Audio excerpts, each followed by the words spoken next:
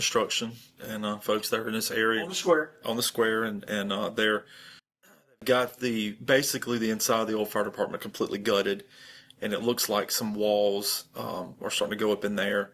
The front of the old fire department now has been completely removed, the sidewalk, and they're starting to work on that. So that will start to come together in the spring, and so we're hopeful that that'll be open in the fall, and that along with the new museum that will be going in the old dime store, that we're doing work on the inside now, so you can't really see anything, but in January we plan to get that fully started with as far as renovations and getting it ready. It's going to be a nice new library for folks who enjoy books, and then of course the technology component of the library as well. Folks who need to use a computer, somebody who works from home that just wants to get out of their home and go and work in the library. But in terms of what it's going to look like downtown, it's going to be a nice modernization of Front Street. It's going to look nice. It's going to be a beautiful building, and in a bigger space. It brings more workers downtown as well. We're hoping that the new library will ignite some interest in the old Mexican restaurant there. That would be to the left, and we're hoping that somebody will take some interest and do something in that building, a restaurant, to lease that space. The new museum obviously will be a nice facelift to that building, which is one of our oldest buildings in town. It's a beautiful building. It's a good location there, and it will house Iva's history and some of the work that's going to be taking place there. Of course, we've already put a new roof on it, but it upgrades to electrical, a new heat and air system, new windows, new awning, a paint job on the outside, new floors. It's going to be a nice renovation to that building. It'll take several months to complete that. So it's a possibility that we could have the museum open by the end of the year, along with the new library. We'll just have to see how things go as we get through the year. February of 2024, we opened the new gym just right across from the bank. It's been going great. It's a good. That was sort of a transition from the antique body shop. The antique body shop was in the building that the new library is going in. So in moving them, we opened up a gym that's available to the community, and it's going great. A lot of new members. A lot of members have joined the gym throughout the year, and hopefully that'll continue throughout 2025. And during the past year, you had a number of new housing starts in Iva? We had, I think, about 10 new houses over the last year, and look for that in 2025 as well. We're not in a housing boom like some towns are, but for our infrastructure and for what we can handle, it's going great. We have a lot of interest in this area, and I think over the next couple of years we'll see several new houses in the area, not only in the city limits but just all around. A lot of people are taking advantage, or a lot of people are looking at this area because there's still a lot of available land. And when they buy land down here, it's not an acre, it's several acres, and that's hard to come by in the county now. So this part of the county still has a lot of beautiful acreage, especially around the lakes. And when people buy around the lake, it obviously benefits the town as well too. It helps us with our commercial economy here. Speaking of that, I know the Jacksonville property has been something of a lot of interest to folks over the years, and we're hopeful to make some nice announcements at the beginning of the year.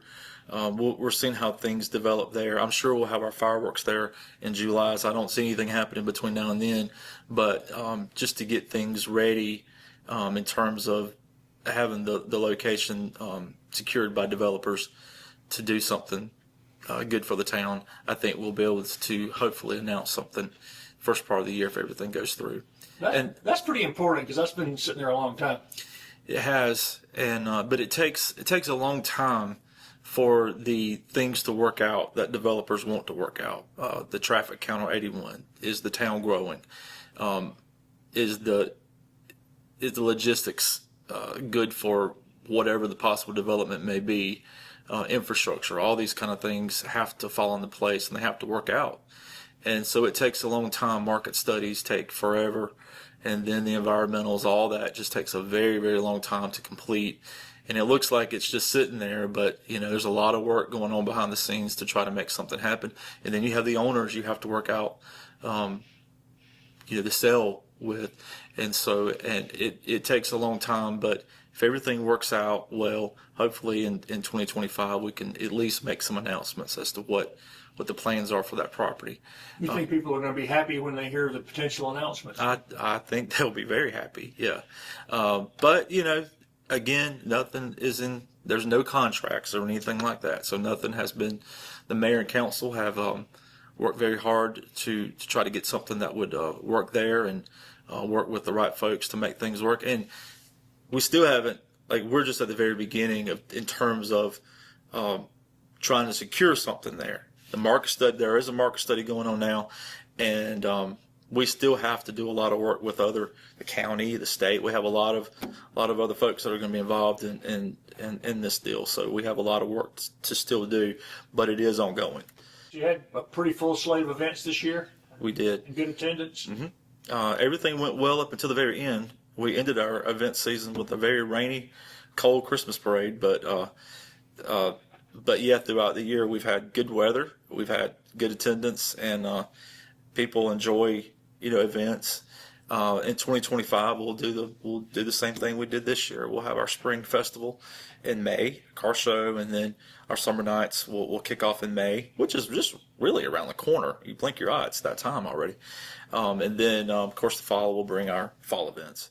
It's a casual observation, but it seemed to me like some of the events, particularly like Halloween, were bigger crowds than I've ever seen down here. Yeah, people really enjoy the fall events, I think, more than the spring events. We've always had a hard time getting our spring festival and some of the things we did in the spring off the ground. The fall events are just signature events that people enjoy, and they plan them throughout the year. And we hope we can do that with the spring events this year as well. How much did Hurricane Helene affect you guys here? Well, in terms of how it affected Iowa compared to other parts of the county and, of course, the state and the region, I don't know that we were hit as rough as some places, but we had several trees down. There probably isn't a road in town that didn't have a tree down somewhere, whether it was over the road or somebody's yard. And so cleanup efforts are still going. We've got a crew here now that's still picking up trees. As far as property damage, there were several houses that had some very significant damage and then some minor damages. In terms of the town itself, we had a few areas where city properties or infrastructure was damaged, but not severely.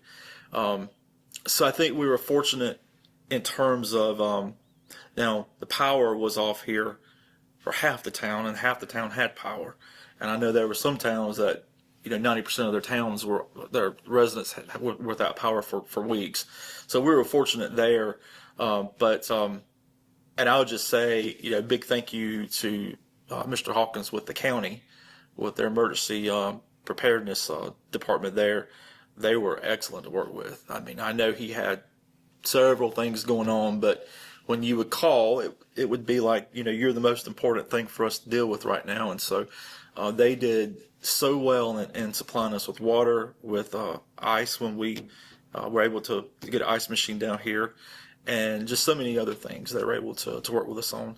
And so I just want to give a big thank you to the county and to Josh Hawkins specifically and his department, because they were well prepared and very professional. One of the things we've talked about in past years is the recreation program seems to continue to grow. Is it still growing with like kids recreation programs? I think so. We've talked about this before. The Iowa Recreation Association does an excellent job with the recreation programs, and a lot of their games are at the Pocket Bowie Complex, just a couple miles outside of town. And it looks like there is more participation year over year.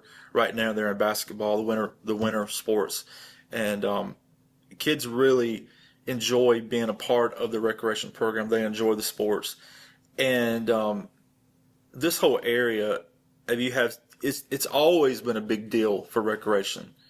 And as a kid, I can remember the ball fields just being full of different things going on, and that is still happening. We just don't see it as much in the town because it happens at the Pocket Bowie Complex. But there still are kids here, and there's so many opportunities for them to be involved. Great coaches. Right now, they use the Civic Center for their basketball programs, and you couldn't ask for a better group of individuals that maintain and run that program. So we're just very proud of them, and we want to support them any way we can, especially the kids in the community, because these are future athletes in the school. What has council and the mayor and you kind of determined are some priorities for the first 3 months of 2025? Well, one thing that we have been planning to do for quite a while now, it just hasn't worked out, and but it will happen this spring, is we're going to update the playground at the L.C. Evans Memorial Park with new equipment, repairing the existing equipment, and just making a nicer overall area out there for kids. So that is something that we plan to have complete by spring. That's about a year behind schedule, and we wanted to have it done earlier. But we have another park at the where the water tower is, and so while we're working on the L.C. Evans part, we'll have that one open. It's open now, but we'll encourage folks to go over there and use that one while we're working on the other one. So that's something that we want to have done early in the year.